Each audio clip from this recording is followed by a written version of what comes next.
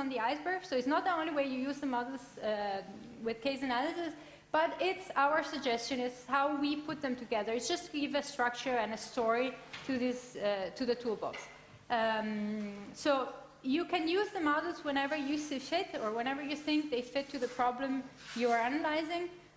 But what we're going to present today is just a way of organizing them. Any questions, you just ask. So what is the agenda for today?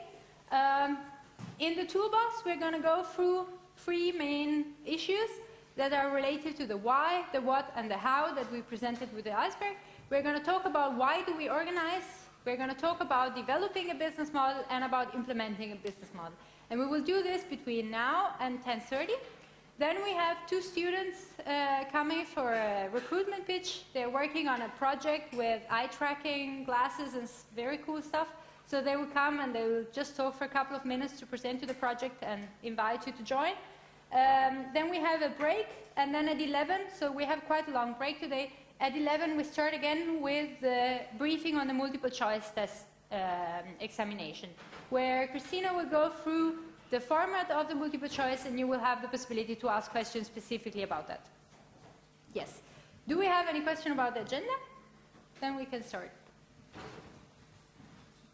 So, the first question is, or the first issue we're going to go through in the toolbox is, why do we organize? And we have seen this before and after the talk shows. And what this tries to tell you is, what is the first job of a manager? The manager needs to create value for the organization he works with, and for the environment, and for the customers that the organization serves. So how does a manager create value? It does it through organizational performance. And organizational performance is a measure that refers to the organization itself. So it looks at how the manager can use the allocated resources, or the resources that he has available, in the best possible way to produce something that the customers want to buy. So it's about efficiency and effectiveness. The difference between efficiency and effectiveness is that efficiency is quite easy to calculate because it's an economic measure and it's based on doing things right. So basically, it's based on using the resources in the best possible way, so that you're not spending too much money, for example, or that you're not over-tiring your employees. Effectiveness, on the other hand, is subjective, is relative, because it depends on the perception that your customers have of the products that you're offering them. So effectiveness means doing the right things. You have it on the slide. What basically means is, in a given situation, how do you as a manager act upon the market? And how you actually doing the right things to reach your customers.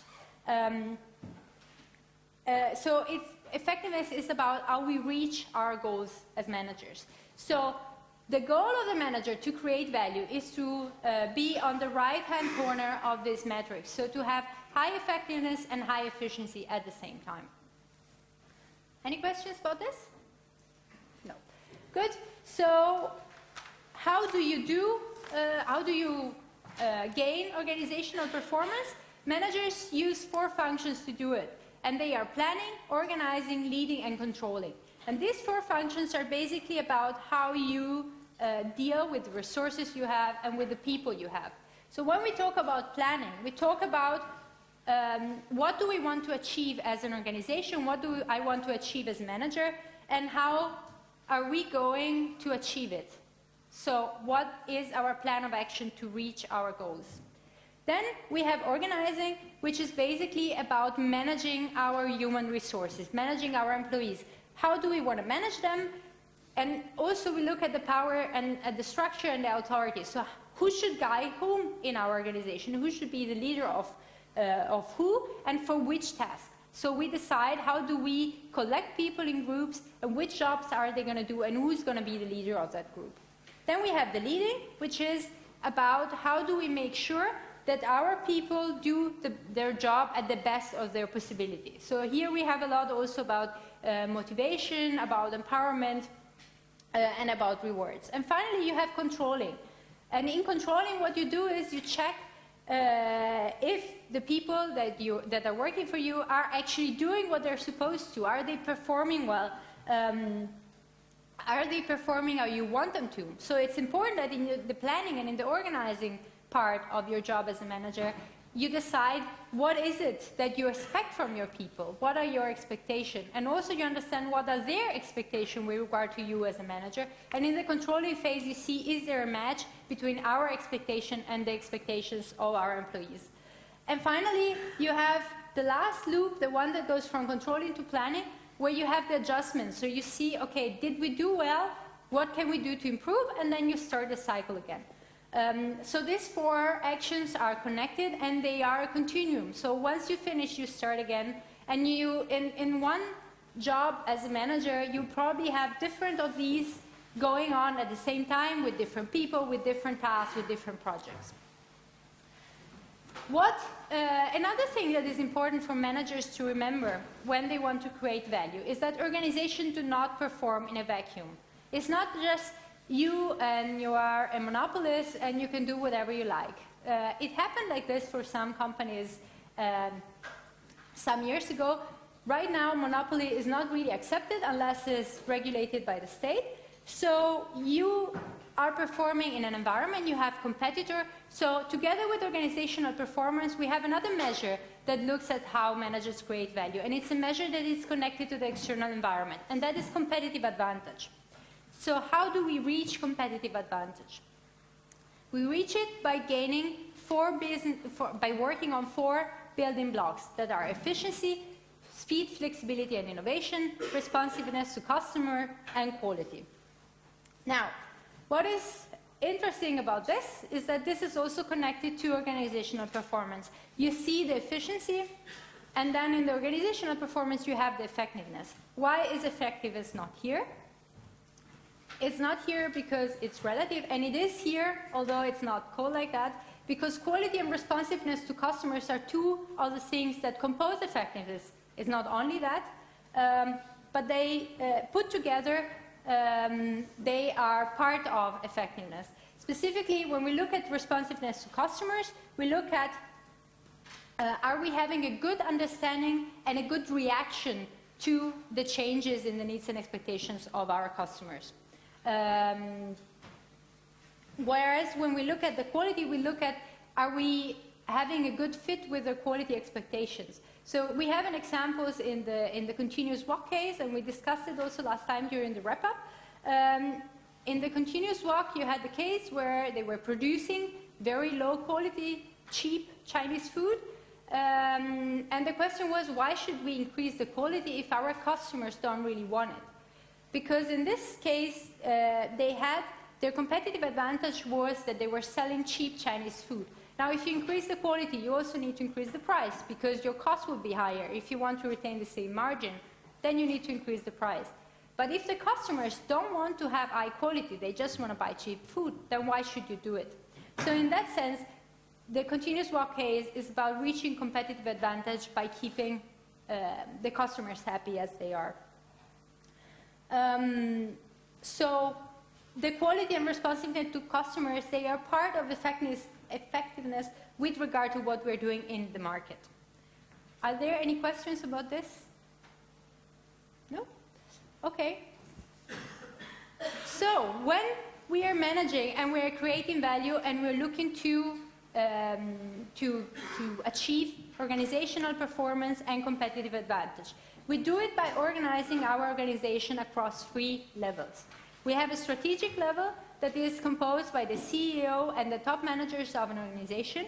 You have the tactical level, which is composed by the middle managers, and then you have the operational level, which is the first line managers.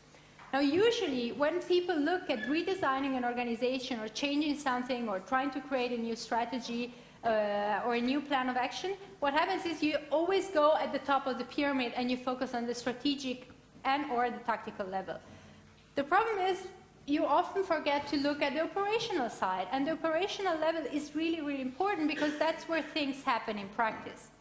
If you have the very best strategy and you have everything organized and planned at the strategic level, but this is not aligned with what's going on your day-to-day activities, with your frontline managers that are working every day with your employees and that are making sure that things work, then you will never be able to achieve your strategy. So you always need to consider all three levels of the organization. And what you do is, basically in the different levels, is that at the strategic level, you define what are going to be the 4 building blocks of the competitive advantage. And the more you go down in the pyramid, the more you decide what is going to be our day-to-day plan of action to achieve those building blocks. So, how do you decide how you want to gain competitive advantage? Now, you know how to build or how to work towards organizational performance. You know what competitive advantage is. You know how to organize to reach competitive advantage and organizational performance. So, how do you decide about it? What we use is a situational analysis made through the SWOT. The SWOT model is about the strengths, the weaknesses, the opportunities, and the threats that relate to an organization. Basically, when you're doing this kind of analysis, and you're probably more familiar with the one with the metrics with the 4 boxes, but this is the same thing, it's just organized differently.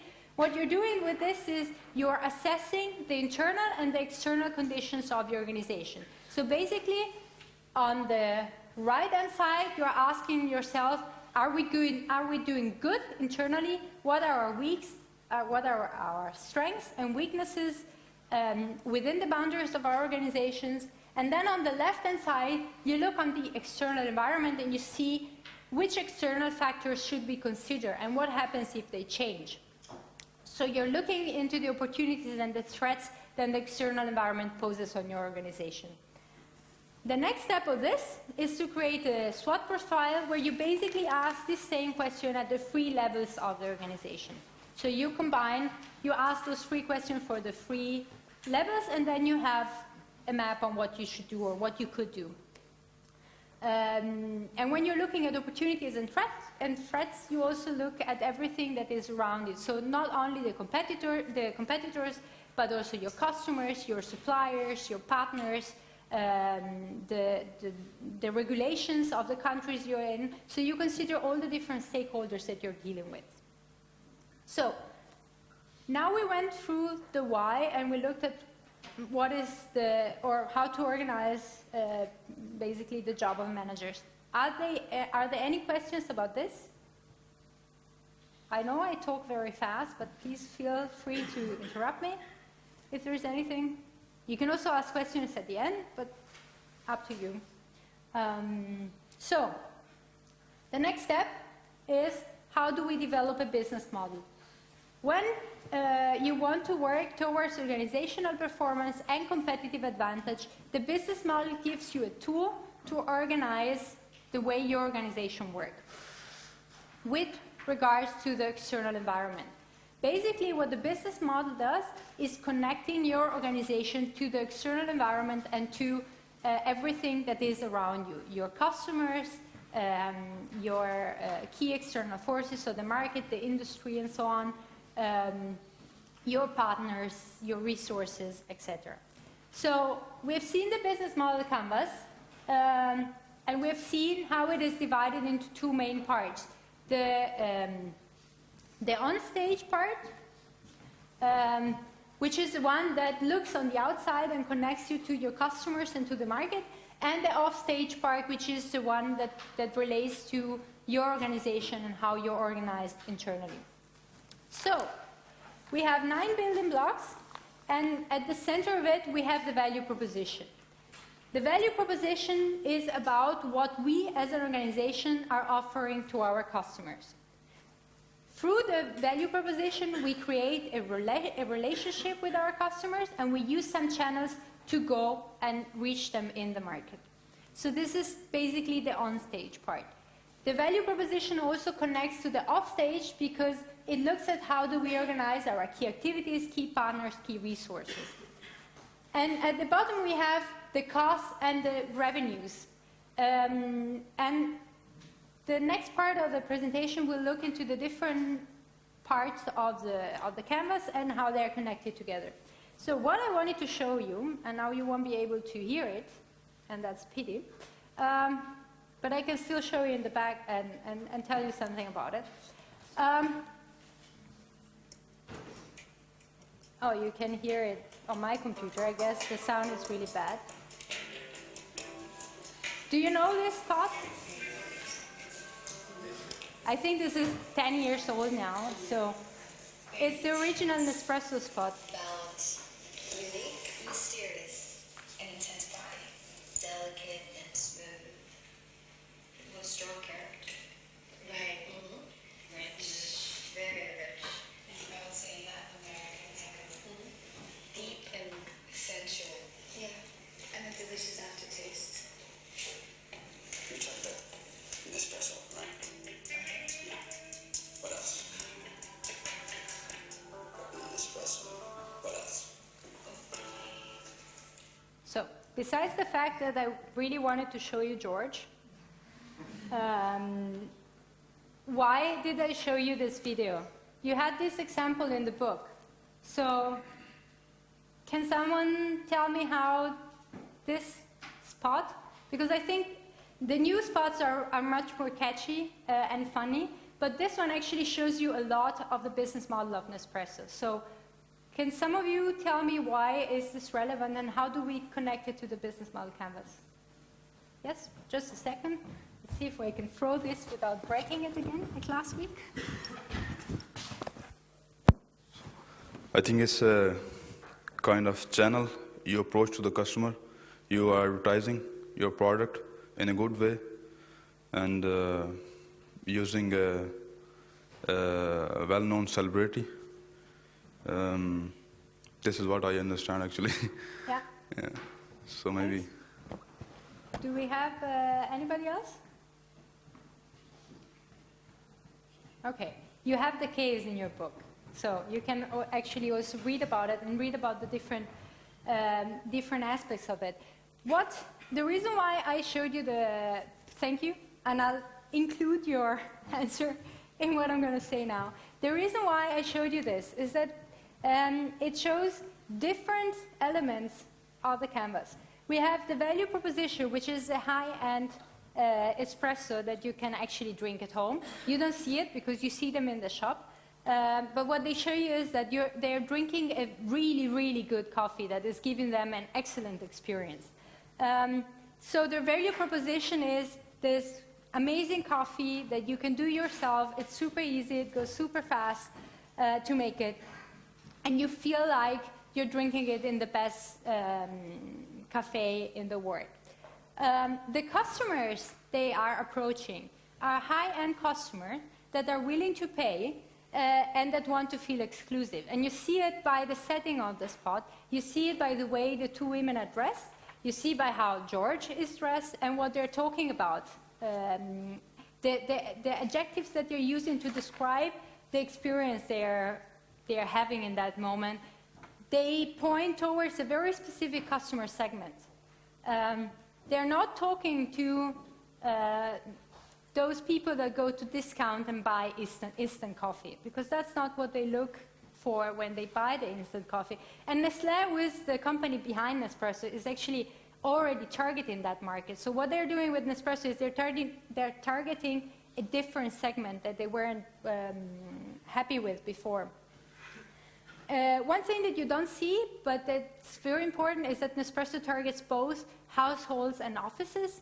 So if you go to very cool offices today, they have these super fancy Nespresso machines. The capsules look different. They are flat. I don't know if you've ever seen them. They are flat, so they save space. And the machines are really, really fancy. So I went to Zalando a couple of years ago. Do you know Zalando? It's a company that sells fashion products online. It's quite young, and it's a lot of young people. They have, I think they're still sitting there. They rented an old factory in Berlin. Super cool environment, all open offices, very young people. Everybody has or almost everybody has a MacBook or something like very fancy, and they have an espresso machine. So also in the office market, Nespresso is targeting a very specific type of customers. Regarding to the customer relationships, they have an espresso club, and you can see it in the spot. They have these very fancy boutiques, and when you go in, you can get a card, and every time you go in with the card, you get a free coffee. You can taste as many coffee as you like wherever you are in the world. My mom uses it a lot. She has the card, and if she wants to have coffee and she's walking by the shop, instead of go buy coffee somewhere, she just goes in and get a coffee and gets out. It's a very clever relationship they have through the club, because they keep a very direct relationship with the customers. They interact a lot. Whenever your customer comes in, is not only getting free coffee, but is getting a lot of advertising about their new products, their new types of coffee, the special offers they have, the new type of machine that they have just launched into the market. My mom usually buys something whenever she goes. So that's a very good way of keeping a very direct link to your customer. When we talk about the channels, they have different channels. They have the website, they have the boutiques. You've seen it in the spot. And they also have retail, so they are also in like malls and stores that sell other stuff, but only with the machines, not with the capsules. So if you want to buy an espresso capsules, you either go on their website or order it per phone through the Nespresso Club, or you go to one of their boutiques. And that, again, keeps a very direct relationship with the customer. And every time you go in the boutique, there is this very fancy people that welcome you, and it makes you feel exclusive. So again, they go back to the value proposition and to the customer segment. In terms of what they are doing on the background, for activities, they have marketing, production, and logistics. They have, for resources, the distribution channels, the patents on the capsules. Now you can buy capsules that are not from Nespresso, but the producers of those capsules actually have to pay money to Nespresso to produce it, because they have the patent of that specific shape. They, of course, have the brand, and then they have the production plans. As partners, they have the machine manufacturers they work with. And they're very important, because the machines also need to reflect the product.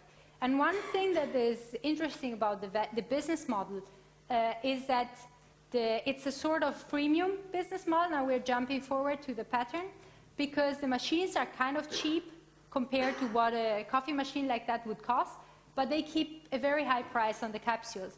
But you don't feel that, because when you buy the capsules, you're paying you buy maybe 10 capsules, and you're paying about €1, €1.50, depending on the type of coffee, per capsule. That's a huge amount of money if you compare it to other types of coffee, but you don't feel it, because in that moment, you compare it to all the fancy machines they have, and you still feel you're paying a good price. You aren't. My mom is spending a lot of money more than when she was using the Italian coffee machine before. So they have a very clever business model. And then they have, of course, and that's part of their revenue part. So this is how Nespresso does it. Do you have questions or comments about this? No? Okay. So if we zoom in the part of the business model that relates to our customers and to our market. One thing that is really important is to design value by understanding our customers, because we can create the very best technology in the world. If our customers don't want it, they're not going to buy it, and we're going to fail. So either when you start, even when you start from the off-stage part of the business model, from your resources, your activities, you need to consider what are the pains, the gains, and the job that our customers need to do. You need to offer, so you can be able to offer a product that customers want to buy. If you can find a match between your value proposition and the pains, the gains, and the jobs of the customer, then you have something that is good and that the customers want to spend money on. And that's how you make a business model successful. One example of this is HelloFresh. Do you know HelloFresh? I don't think there is in Denmark. HelloFresh is another online company.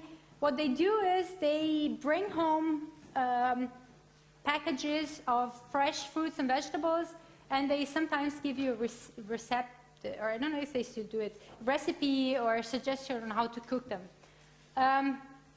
What they're doing here, they looked at the pains, the gains, and the customer jobs, and they matched it with a value proposition.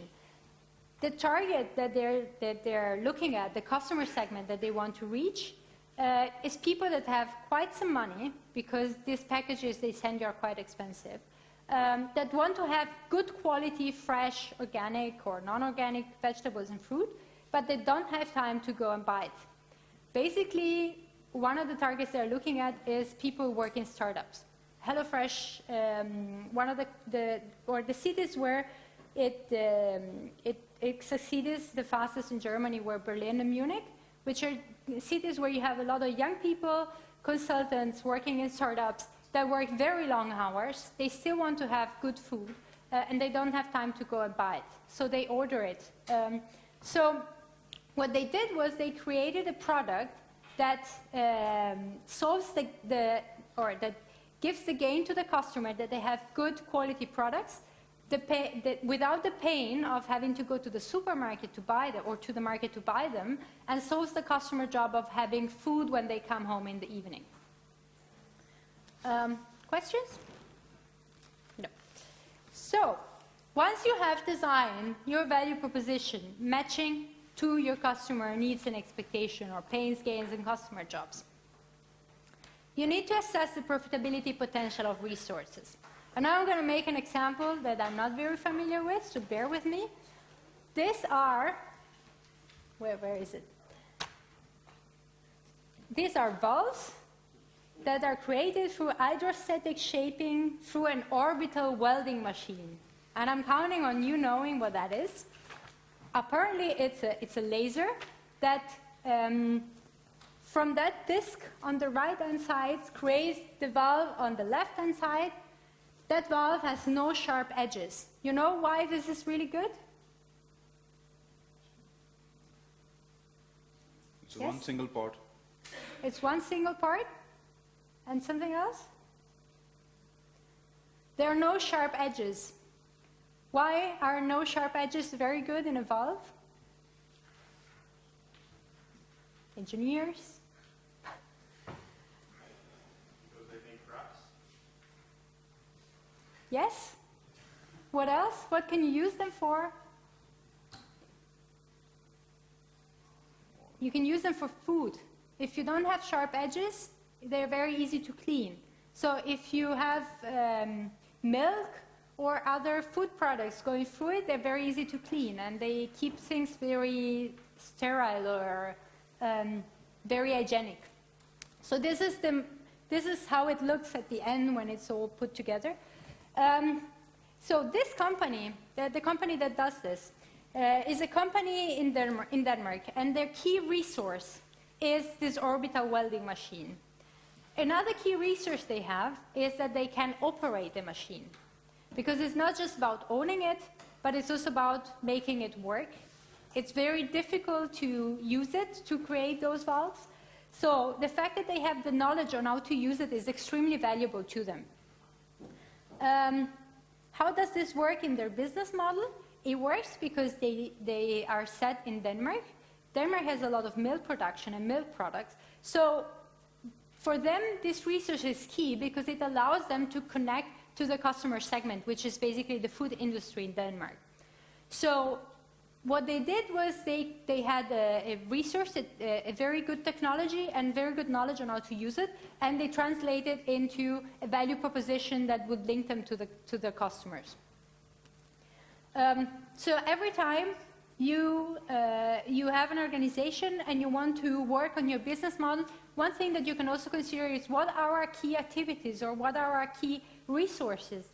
Also, what are our key partners? Because, for example, when we had the talk shows from AAK, and they told us about the women they work with for the shea oil production, that is the key partner, and that's something that maybe in the future could give them a very good value proposition and can connect them to the customer in a very good way, but they need to assess how is this one of our key partners and how can we make it work.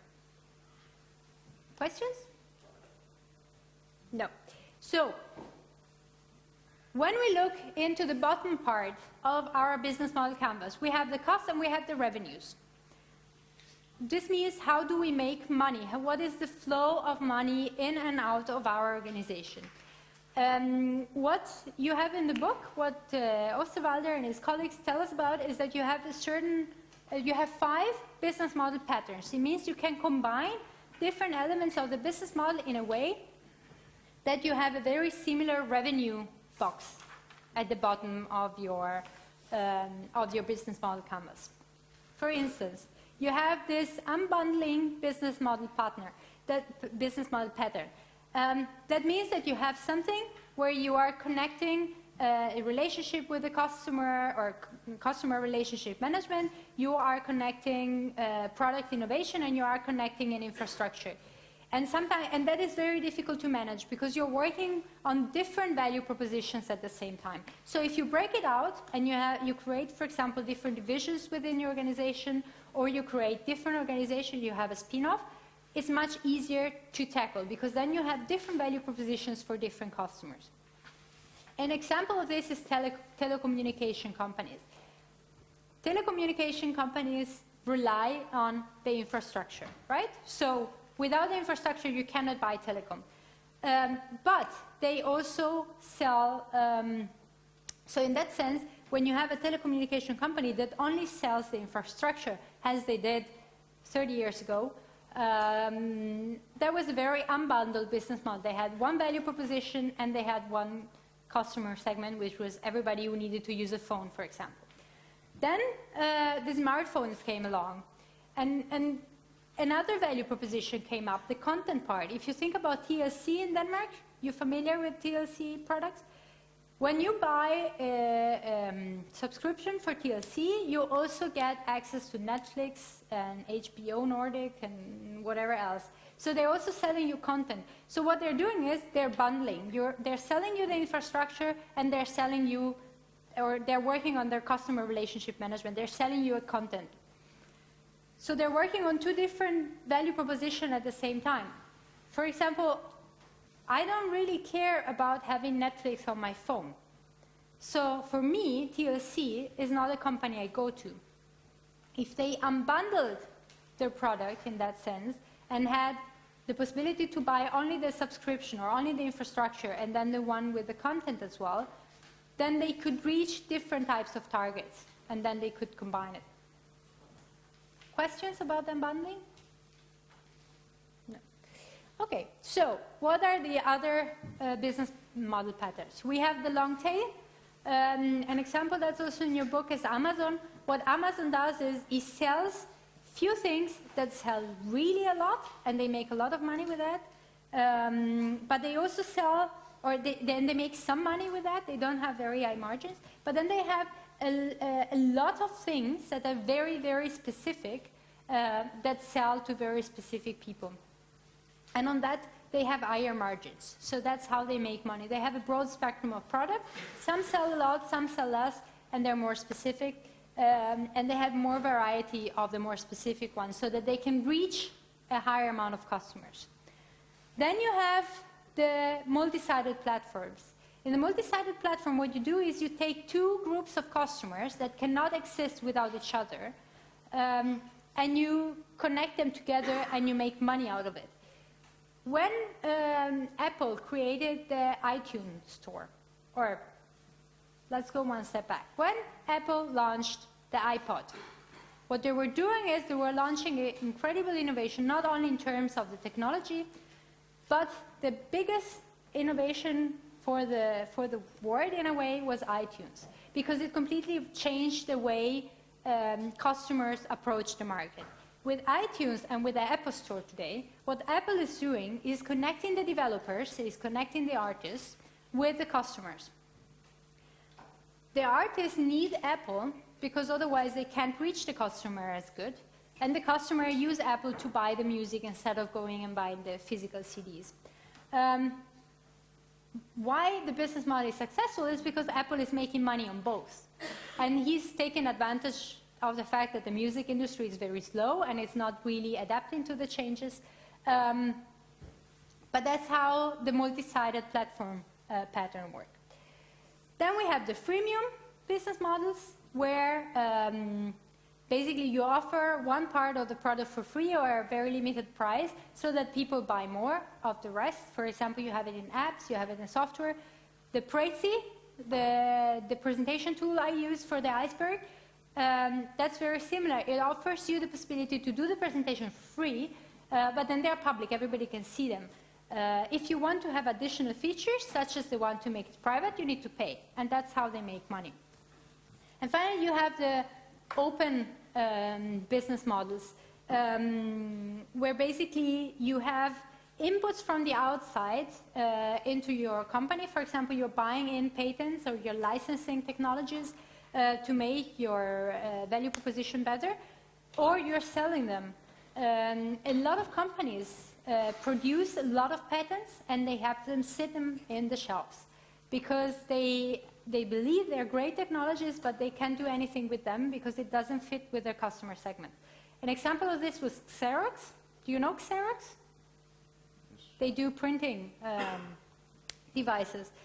What Xerox did a long time ago, it was one of the first companies to create a hub where they connected their company with external entrepreneurs, and they wanted to stimulate innovation and creativity. It worked. They had great ideas.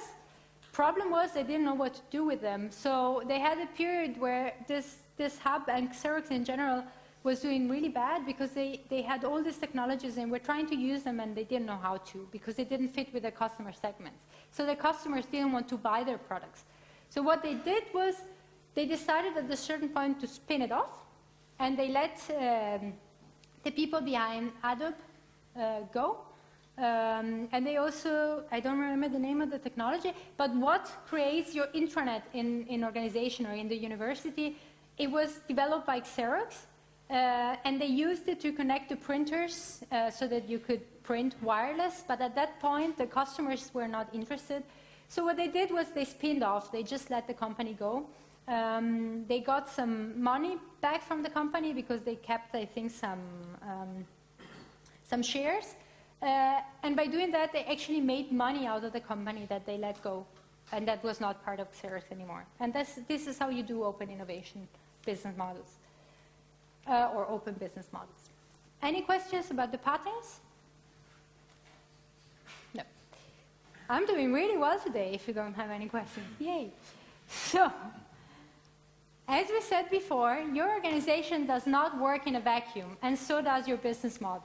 The business model connects you to the environment by connecting you to your customers, but when you're working with your business model canvas, you also need to consider the key forces that are outside of your organization.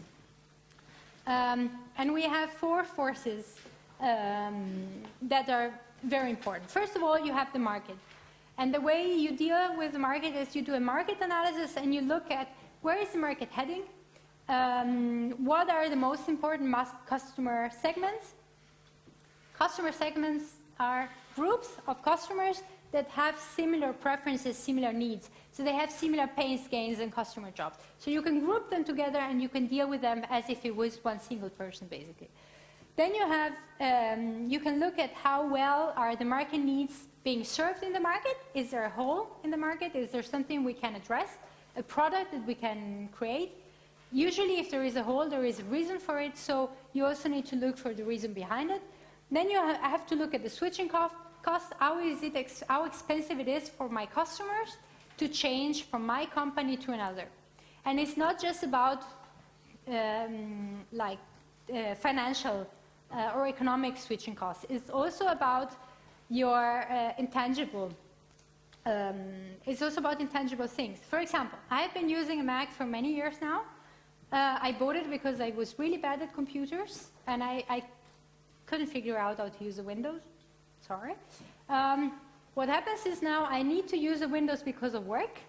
I didn't get one yet, so I can still use this. But my switching cost is extremely high because when I sit down and work with the Windows, it takes me a very long time to figure out how to make it work. Like even Word, as you probably know, it's slightly different. So things that I'm very good at using on the Mac are very difficult for me to use on a Windows. It's not that bad. I'm exaggerating. But for me, it is a switching cost. So if I could, I would keep on using my MacBook, actually. So in that sense, if you want to, so when you want to enter a specific industry or you want to look into the market, you want to look at how hard is it for my customers to change to another product. And then you need to look into revenue attractiveness. So how do we make money? Can we actually make money with it? In the airline industry, for example, the competition is so high and the business model are built in a way that right now you have very low margins on the money you do on your customers. So then you need to figure out, okay, I want to enter this market, but how do I actually make money? You need to figure out other ways to have your revenue stream coming in. Another force is the competitive environment or your industry forces. So what you do is you look into your competitors and you try to figure out what is the competitive environment in the industry you are in or you want to enter. You look, first of all, into competitors. And I just saw a quite interesting video. It's very long, so I didn't want to put it in here, by Peter Thiel, and he was talking about startups. And what he was saying is a competitive analysis or competitive advantage is for losers. Because if you are a startup and if you want to enter a market, you don't want to have competitors. You want to have a monopoly. You want to create something that nobody else has. It's a very, very extreme way of looking at it. And monopoly is no legal, by the way. So you can create a monopoly at the beginning, but you cannot put the barrier so high that other people cannot enter. But this is something that you need to look at. How many competitors are in the industry and how are they behaving? What can I do about it? Then you look at the potential of entry. So you look at who can enter this industry. And I wrote an example here that I can read.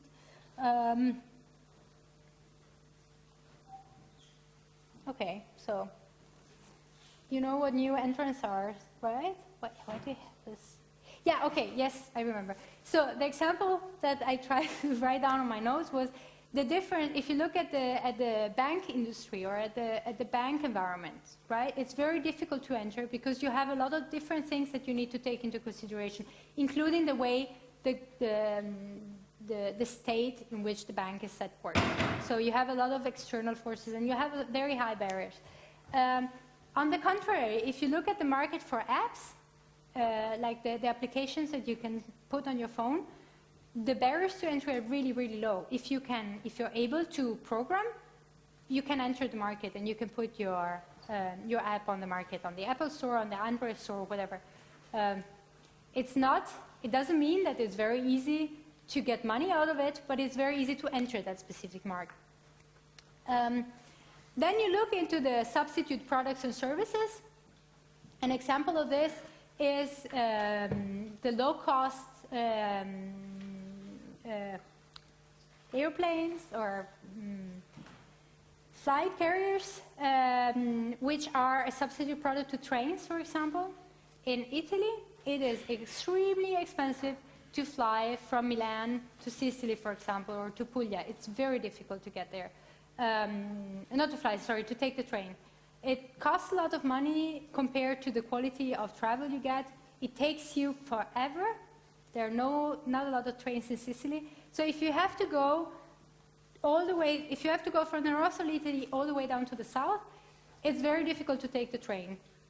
And it used to be very expensive to fly. So that's how the train company was making money.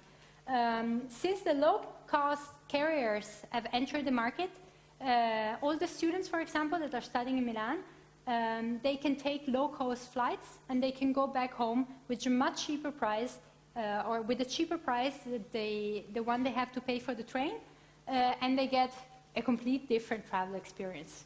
You don't need to sit in train in Italian, all train for 12 hours trying to get home. You can just step into your EasyJet or Ryanair or whatever and go home. So in that sense, the planes which are not a direct substitute to the train, actually enter the market and change the way the market works or the industry works.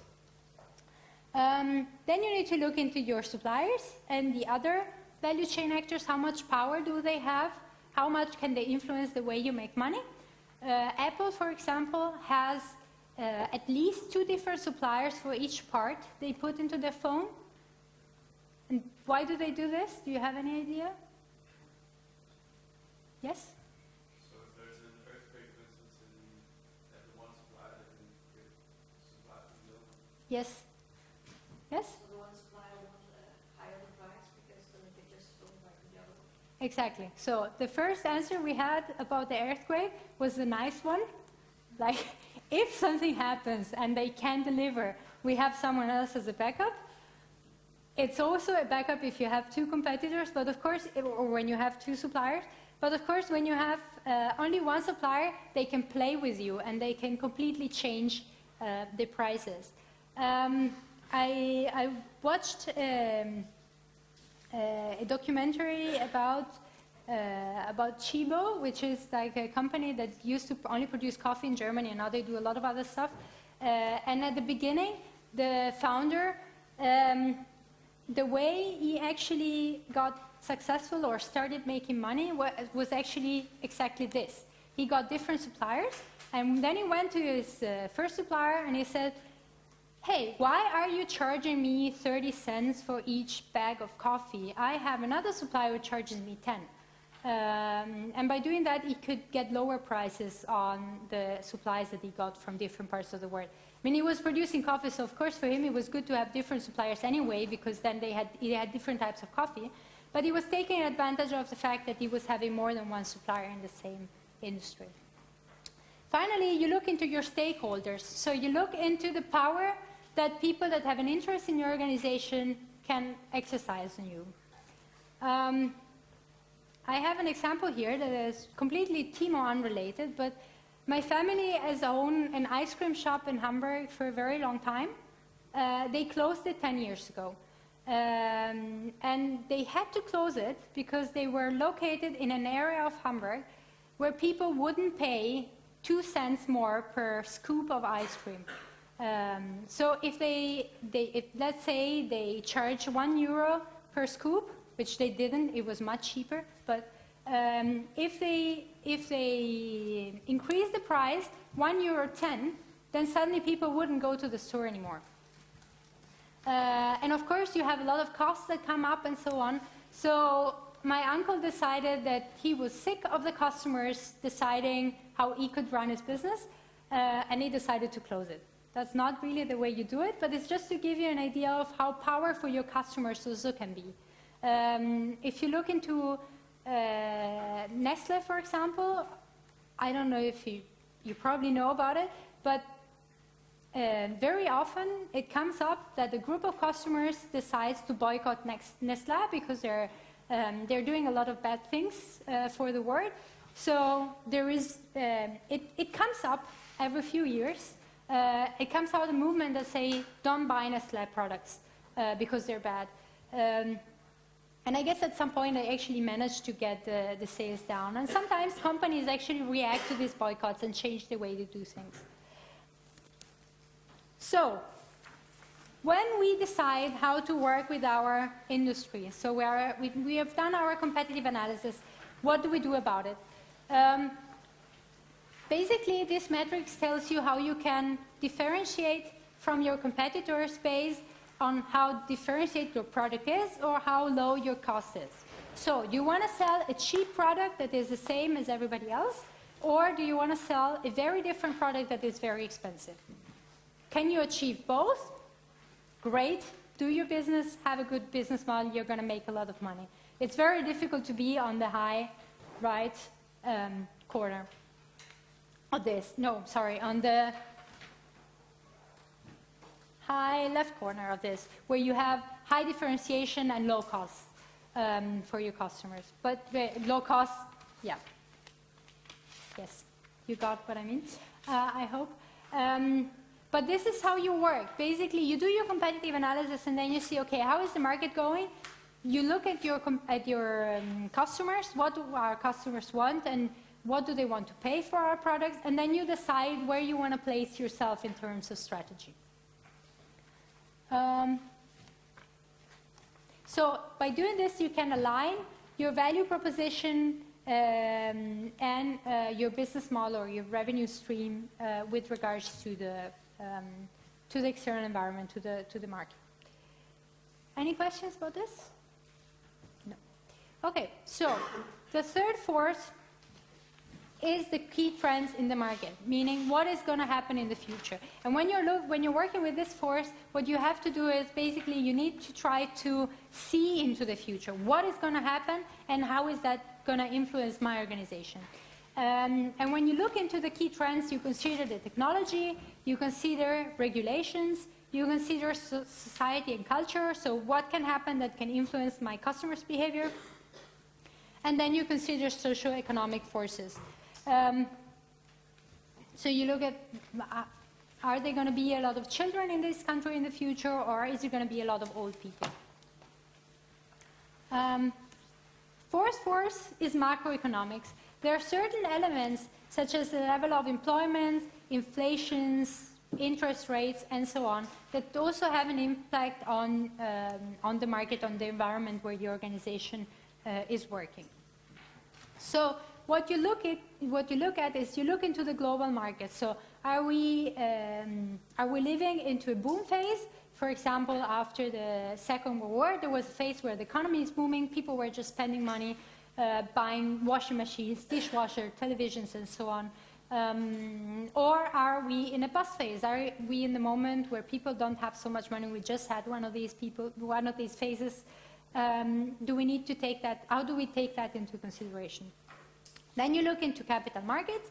So you look at, can we loan money to launch our business or to make our business work? You look into commodities and other resources. So you need to look at, is it easy to get essential resources?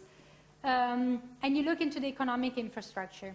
And especially for the last two, you can see a big difference between developed and developing countries, where it would be really difficult to have access to basic commodities, and where it would be very different, for example, to have an economic infrastructure where you can send money from one place to the other. Questions? No. Okay. So, the environment, we've seen now that your organization, or as a manager, you need to create value. You do that by creating or by working on organizational performance and competitive advantage, and you need to take your environment into consideration. So these four key forces. When you have, so the environment, everything that's happening around you changes all the time. So your organization and your business model need to change accordingly. So as a manager, it is important that you constantly monitor what's going on the outside and also what's changing on the inside. Are we hiring new people that are different than the one we already that are already working with us? And how can we make our organization fit with what's going on internally and externally? So when you deal with organizational change, you have 4 steps. So when something happens and something changes on your environment or within your organization, there are 4 steps that, as a manager, you need to follow for the change to be successful at the end. First of all, you need to assess the need for change. Do we need to change, or can we stay as we are? What are the problems that are arising or that could arise, and what are the sources behind those problems? Then you need to decide, how do we want to assess those problems? What kind of change do we want to make? What is the ideal state of our organization in the future? And what are the possible obstacles we can meet on the way? Once you have decided that, then you can implement the change, and you can put it in practice, and you can actually change things. When you do this, you need to remember that you're dealing with people, and people hate change. Well, some people like change, and they're very innovative and creative, and they want to do new things all the time. But when someone from the outside comes in and tells you, from today on, you won't be able to bring computers in the classroom, because I'm the teacher and I hate seeing computers everywhere, you won't be that happy about it. So one way that I can make that easier on you is by explaining to you why don't I want to see computers when I'm teaching, and how can we solve the problems that you won't be able to take notes or to Google things I'm talking about and so on. So what I can do to make the change easier on you is actually explain the choices for my decision and try to guide you through the change. You will hate it anyway, but I can make it a bit easier on you by managing the change. And then finally, once you have implemented the change, you actually evaluate it. You see what have we done well, what haven't we done well, and how did the situation actually change. One thing that we often see in our research, in our group we work with the implementation of change, and one thing that we all see is that very often when you decide on implementing a change and then you finally do it, you have a very good plan and you have a very good set of things that you want to change, and you know how you're going to change them and what the end result is going to look like, and then you do it and then it looks completely different. Why? What happens in between? It happens that when you're implementing a change, even if you're managing it, you're still dealing with people. You have to compromise between a lot of things. And so your end results will probably not be exactly the same as you expected, but that's okay as well, as long as you're addressing the problems that arose in the first place, or the problems for which you decided to implement the change in the first place. So, these are the steps that you go through when you want to do organizational change. But how do you do it when you have the business model canvas? Yes, we have a question. Can you pass the mic back, please? I was wondering, how does this relate to the burning platform approach to change? The burning platform is looking at, we need something, to change. Then you make it clear for everyone that this needs to change. Then you set the vision for what you want in the future. Then you implement it. As far as I see, the only thing is added is the evaluation. So why not use the burning platform approach and then just add the evaluation to it, and then do that as a fourth part? I guess you're referring to Cotter's 8 steps of change, this change model, where the first phase is the burning platform. Is that the one you're referring to? I've only seen it as just explained as a burning platform, where you have, you have the burning platform, this is where we are, then you need to change, you have a vision, and then the steps and the goal. The concept of a burning platform comes from Cotter's change model, which is of 7 or 8 steps compared to Lewin's model, which consists of 3 steps, and then you have this one, which has 4 phases. So basically we call it an n-step model, n for a number. And this is a 4-step case. And then you have the one and the other one with a Cotter. And his first step is the one where you have a burning platform. And the burning platform in this case is where you assess the need for change, but you refer back to the business model, either the backstage or the front stage. So it's just another word for saying the same things. But you will meet during your career as managers, you will see a lot of different phase models for change. So we're just presenting one here with 4 steps. But the important thing here is that when you do the assessment of the need for change, then you look at either the backstage of the organization or front stage in terms of the market, and then you match the two. But it's the similar concepts. They just talk about this burning platform. You need to have some kind of mismatch in order to make the change, or to see that there's a need. Does that answer your question? Okay. Also, if you remember implement, they also mentioned the process that they follow when they change things, and it had 3 steps. I saw it was learn, build, and control, or something like that. Or, yeah, I don't remember exactly, but it's in the talk show, and it's in the streaming. So they also use something that is, it's just a different way of grouping the things that you're doing.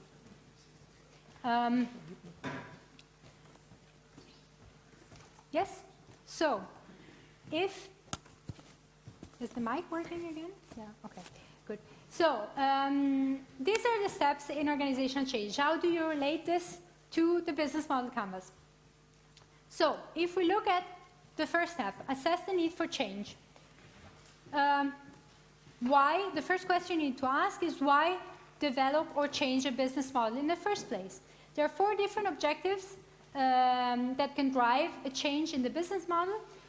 You can decide to satisfy existing but unanswered market needs. You can decide to bring in new technologies, new products, and services. You can decide to improve, disrupt, or transform an existing market, or you can decide to create an entirely new market. Apple created an entirely new market with smartphones. Danske Bank, I think this was the challenge of last year, or also this year, right? They launched mobile pay. How many of you do have mobile pay? A lot. How many have SWIP? A couple. We asked the same question last year, and the result was exactly the same. What Danske Bank did, they kind of changed the existing market by introducing the app, and then everybody had to follow them by creating their own app. And then there are 4 motivations, and you shouldn't see them as 4 distinct things, but it's more of a continuum. So they go from being reactive to a crisis to being proactive, so to actually changing something just because you have something new that you think could be successful. And in between you have being adaptive and being expansive. And of course, there is no good or bad way to change things, but being reactive often is not really the way that brings you to big success. But these are the motivations that you can have behind changing a business model. So once you have assessed the need for change and you have decided, okay, I want to make a change, how do I decide on how to do it? Again, I use the SWOT analysis. So here what you do is you assess the strengths, the weaknesses, the opportunities and threats of your existing business model, and you try to see how can we change it in a way that brings us more success in the future. And then for the 3rd and the 4th step, so implementation and evaluation of the change, you have to remember that you need to mind the balance. As we talked about today, you have to consider the internal aspects, so your organization, and you have to consider the external aspects, so the external environment. You also need to look you also need to do exploitation, so to keep on doing the things you're doing well, but you need to also introduce new things all the time and respond to new events that come from the outside. And this needs to be done in a balance. So on one hand, you need to establish routines and encourage a decision-making that is programmed and formal and that supports the existing activities. And you also need to have routines that encourage people to make non-programmed decision-making, that encourage them to be creative and introduce innovation. You do this by considering the organization itself and by looking outside at the external environment. So when you do change and you want to change your business model, you go through a process like this. So first of all, you take your existing business model, you see what are the building blocks of the existing model in this particular time, given this external forces. So you do an internal and an external assessment. Then you consider the different options and the different scenarios, and then you design a new business model taking into consideration how the external forces can change in the future, and what, if they change, how is that going to impact on your business model. So now we have looked at the job of a manager, we have looked at developing the business model and changing it. Now how do we implement it? The STAR model offers 5 areas of organizational design that needs to be aligned for an organization to actually to be sustainable and for the business model to be sustainable. If you have to link the business model with the STAR model, the business model canvas is in the middle of your STAR model. It's kind of the center of gravity that holds together the 5 aspects of the STAR model. So the 5 points of, or the STAR spikes. The 5 stars, the 5 stars of the spike. The 5 spikes of the star, yes. So it holds them together, and the business model links the internal aspects of the organization, so what you have in the star, with the external environment, so with the market and with the other external forces. So the 5 elements that need to be aligned are the strategy, the structure, the processes, the reward system, and the people practice. So if we look into the strategy, the difference between a business model and a strategy is that the business model is a framework that you use to make money. So how do you link, or how do you connect to your customers, and how do you perform as a company to earn profit and to create value? Strategy, on the other hand, is a framework for desired performance. So basically it tells you what are the key decisions, the key goals that we want to achieve, and what is the plan of action to achieve them. If we look at DTU, for example, DTU has a business model of making money for students. We are in Denmark, so it doesn't make money actually on you paying the university, but it makes money. It gets money from the government, from the ministry, for how many students enroll and graduate every year. The strategy of DTU is to be a top performer in education, research, and innovation. So you can see you have 2 different things here, the business model and the strategy. Right? I just started here, so this is right, the strategy of DTU, right? Yes. Good. So I got that right, at least. That's good. So if we look into the second aspect, we have the structure. You have different types of organizing power and authority within organizations. And you use the structure to actually take people, group them, give them specific tasks that they need to perform, and assign authority to those who need to lead the group in some way. You can have a very functional organization where people are organized by R&D, marketing, finance, for example. You can have a very divisional organization where you have people organized by product. The divisional organization is very, very expensive because it's like having a lot of different companies within the same organization. You need to have a different accounting department, a different marketing department, different research and development for each division you have. So it's very expensive. On the other hand, it's more focused. So if you have a big international or multinational organization with a lot of very different products, a lot of very different value proposition, then the division format is the one you go for. This was very, very popular in the 80s. Now it's more popular to have hybrid function where you have product managers or project managers, so where you combine the functional and the divisional structure. When you have a matrix organization is when you have both functions and divisions. The problem with the matrix organization is that people have 2 bosses and they both have the same power. So it is very difficult if you have 2 people that belong to 2 different areas and they have the same amount of power on you, telling you different things on what you should do. The university I studied at my bachelor, they had the matrix organization, and I remember our teacher telling us how difficult it was to have 2 bosses telling her completely different things on how she should run her courses.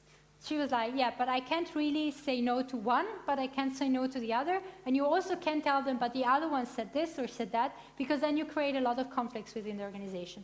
So there is no structure that is perfect. Different structure fit good to different situations. So what you need to do when you are working with the structures, you need to consider what are the conditions we're working with at the moment and what is the situation or the structure that we want to apply. How do you decide on this? Is you consider some basic options on how to group people into working units. You can do it by knowledge of skills. Everybody that knows a lot into accounting works for the function accounting. You can divide them by time. So you can have everybody, or a group of people will do only night shifts, a group of people will only do day shifts. They're not going to be happy about it. But and then you can also mix, of course. Then you can organize by product. So everybody who is responsible for, I don't know, if we look into Nestle, we mentioned it before, everybody who is responsible to cereal is in one division. Everybody who is responsible for chocolate is in a different division. You can divide people by customers or clients. I just read an article about Sainsbury in England. They are trying to address vegan customers by creating vegan cheese. So what they can do here, they can divide their organization by creating a function for the vegan customers and one for the non-vegan customers. The example is very funny. If you look it up online, if you search for vegan cheese in Sainsbury, they ended up calling their vegan cheese Gary, because one of their non-vegan customers told them that, how can you call vegan cheese cheese? It's not cheese. And she wrote a very long message about it. You should call it Gary or something. And then they actually called the vegan cheese Gary. And they connected to their customer very well with this. But I guess it's weird to go to the supermarket and buy a packet of Gary. Anyway, but they can divide the units by customer segment. You can divide your units based on geography. You do it when you have a multinational organization. And you need, for example, to have some administration in Denmark and some administration in the United States. And then you can organize units by processes. For example, a lot of companies today have a unit dedicated to innovation. So it's someone that follows the innovation from the idea creation to the implementation. But as the Novo Nordisk, as Bot from Novo Nordisk told us, an organization doesn't really work like this. We have people that are interacting with each other all the time, that have conflict, that like each other, don't like each other. So the way you actually deal with the power and the structure in your organization is actually very different than just by working with this. So what are the sources of power in organization? In this model, you have different sources. You can have coercive, in your book, these are divided into different models, but here you have all of the sources of power in the same model. So don't get confused. If the model in the book only has, I think, 6 or 4 of these, the book also mentions the others. They're just other places. You have coercive power, which is the power to actually punish. So if you're being a bully, for example, but you can also have the power to administrate rewards, and then people are suddenly really nice to you. If you're the one deciding who's getting the Employee of the Month award, for example. You can also have connectional power, which is linked to personal connections.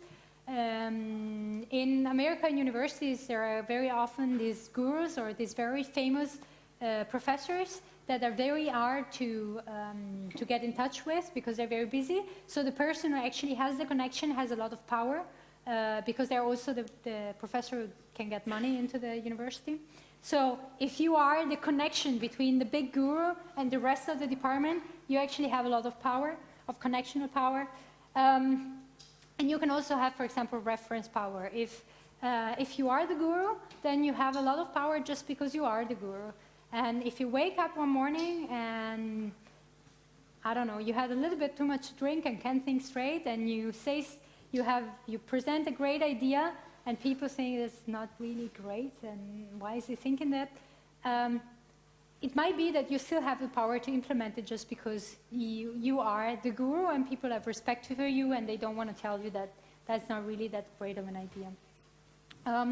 You can also have different sources of conflicts. And unless you have any question, I don't need to go through each of these.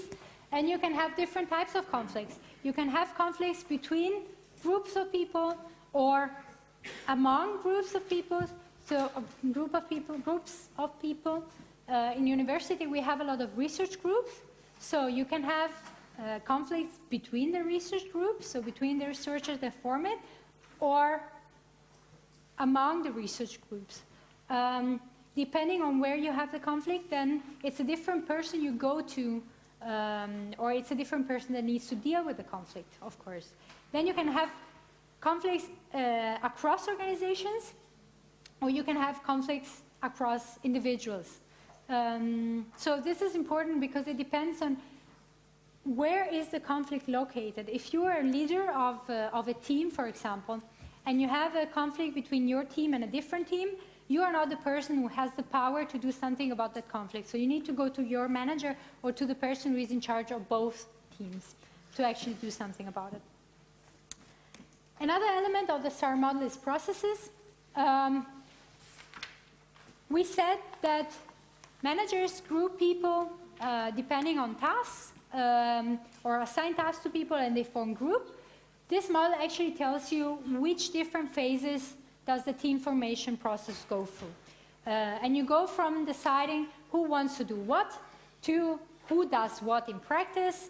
Then you have the norming part where you have the conflicts and you try to establish, are we on the same page on this problem? And then you perform and then you finally dissolve the group. And I guess you're all going through this with your group works, so I don't want to say too much about it. When you group teams and you assign them a task, you can decide on how they are going to implement the task by deciding on the type of task interdependency. So how are the different people connected to each other? Is it like this, that everybody writes one chapter of the group work and then we put them together and then you're assessed individually, and so it doesn't really matter if one performs bad for the others? This is not how the exam goes, so don't take this as an example. The exam works as a reciprocal performance, so you have a lot of different people writing a section of your report, and if one does bad, then the whole exam does bad. You still need to tell us which person wrote what, and you can have differences in grades, it depends on which parts are better than others. But if one part is disconnected to the others, then everybody gets a lower grade, because it means you're not actually interacting with each other the right way. And another type of process, you can have a sequential performance where you do things in a sequence. So I finish something, I pass it on to someone else. If you are the first one, you have a lot of power to do things wrong. If you make a mistake in the first step, then everybody suffers from it. If you do it in at the end, it's a bit easier to solve the problem because you only have one step to reassess and change. So we saw how managers divide teams, how teams are formed and they perform, and how their tasks are dependent on each other. Then another process that is important is the control processes. So how do you control your employees, or what is the process that you follow to control your employees, and how do you make sure things work? You have feed-forward control, when you try to anticipate and project what's going to happen in the future, how can we prevent it? These are the conditions we have, these are the conditions that might happen in the future. Then you have the conversion stage where you're actually looking at, okay, what's going on at the moment, what can I do if I need to change something? And then you have the output stage where you actually look back and see what did you do wrong, what can we change for the next process. And managers can control their employees by using 3 types of control system. You can use output controls, behavior controls, and client controls. And this is also very linked to the reward system part. Because you can set financial measures, organizational goals, operating budgets, so you can actually measure quantitatively how your employees are performing. But you can use behavioral control, you can watch your employees work. In Asia, you very often have a manager who sits where I'm sitting now, and then you're all my employees and you're all working in front of me, and I'm checking that you are actually all sitting at your desk. Does that improve performance? Not really, but I'm making sure everybody's sitting there from 9 to 5. And then you have client control, where you're using the values and the norms and the culture and the socialization of the organization to actually control what your employees are doing. When you exercise client control, you need to be careful that the norms and the values that you're using are actually matching with the organizational culture you have. Because if you have an organizational culture that is based on trust, and then you tell your employees in your project, in your team, hey, let's make sure nobody cheats. So look into each other's folders and see what people are doing. It doesn't really match with the organizational culture of being based on trust. Questions? No? It's a very long presentation, I know. It's almost over. So, we have talked about designing a strategy, designing the structures and the processes that make your organization work, but how do you motivate your employees? How do you make sure they perform at their best? You use a reward system. The reward system is actually based on the motivation equation, which describes how the employee's motivation works. Basically, it tells you that your employees, they give something to your organization. These are the inputs. They perform in some way through their inputs in terms of efficiency, effectiveness, attainment of goals, and then they give something out to the organization, or they get something out in terms of pay, security, job satisfaction, autonomy, and so on. And these are the different rewards that we can use in our organization. Here I put a video on what motivates knowledge workers, just if you want to look at home. So different people different people try to satisfy different needs when they're at work. The Maslow pyramid, it tells us that people usually start by satisfying their physiological needs, and then they go up to the self-actualization needs. We don't have proof that tells us that people only try to satisfy one set of needs at a time, but the reason why this is important is that it gives us an idea that people actually have different needs, and they are not all the same. So there is another model in your book that's called McClellan's, or the model from McClellan's on the needs for achievement, affiliation, and power, which is based on the Maslow, and tells us that different people need to feel good within the organization in different ways. And that's why we have different motivation theories. Do you have any questions about the motivation theories? Because otherwise, I'm just going to move forward. Yes? So, now, so we know the equation, we know the different theories, so how do you do it in practice? How can managers design motivating jobs for their employees? You can use this model, it's called the jobs characteristics model. And basically it says that every job has 5 characteristics, the one on the right. And those characteristics have an impact on the psychological status of your employees. And by acting upon them, you can actually increase motivation, performance, and satisfaction. So every time you design a job, you need to determine what is the psychological state of employees that you want to achieve, and then align the characteristics accordingly. Then, once you have the psychological states, you look at how does this determine motivation, satisfaction, and performance. So the more the employees feel that their job is meaningful, that they know that they're responsible for their outcomes, and they know that the results of their work is known among their co-workers and people around them, the more they're satisfied. So this is a model that you can use to design jobs. And finally, you have the people practice. People practice is about the HR policies or human resources policies, and it's important to produce the talent that you need by the strategy and the structure. It's important to generate the skills and the mindset that are needed to implement the chosen direction from the strategy, and it's important to build the organizational capabilities that you need to reach the organizational goals. People practice, or the human resources policies, are based on different theories. One example is the theory X versus theory Y, which basically tells that people become as you treat them. So if you treat people as lazy, they become lazy because they feel like, oh, you think I don't want to work here? Well, then their motivation goes down and they start performing less. It's very difficult to actually meet theory X people in an office unless they really hate their job.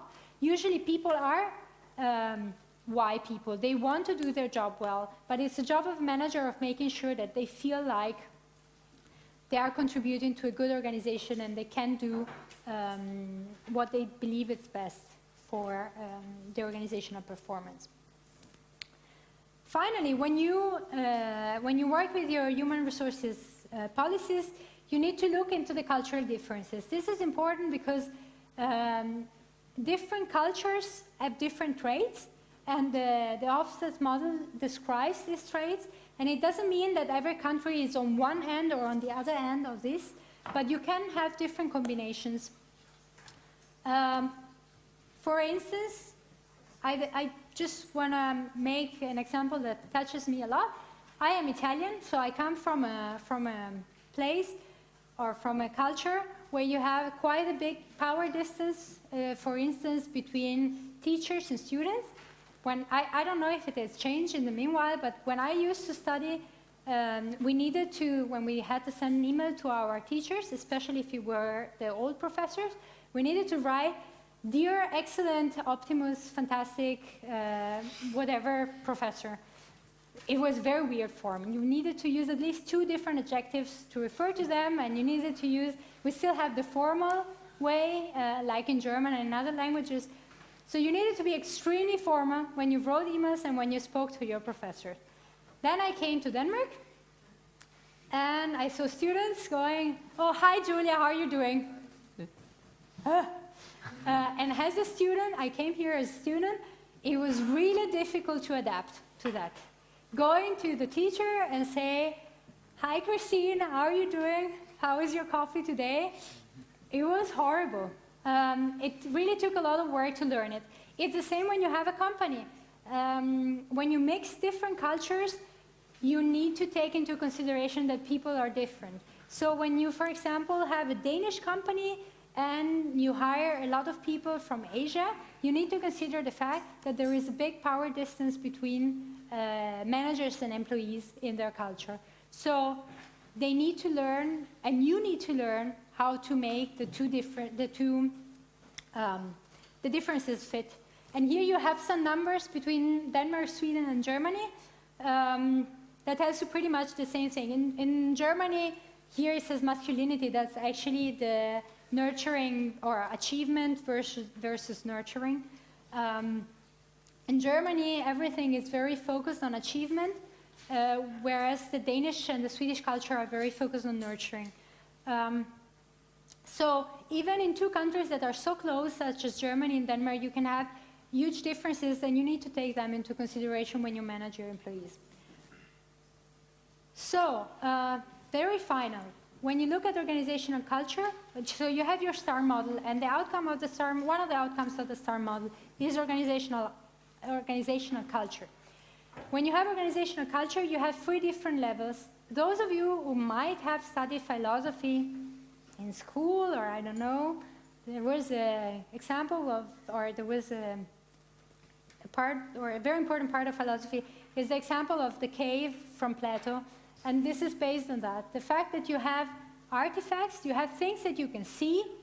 This auditorium is based on a very old school way of teaching, where I'm the teacher, I'm telling you things, and I have my desk here to show that I have the power to tell you things.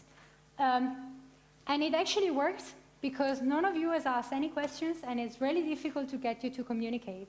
I have been teaching at Roskilde University during my PhD, and they don't have this type of classes. A class is just a room, and you have tables, and students are set all over around the teacher, and students talk all the time.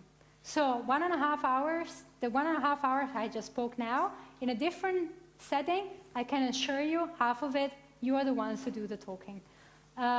So you have the artifacts that show the organizational culture, then you are the values, which is the strategy, the goals, and the philosophies behind it, and then you have the underlying assumptions. And those are the hardest to grasp because they're tacit, they're unconscious, and we don't really realize them ourselves.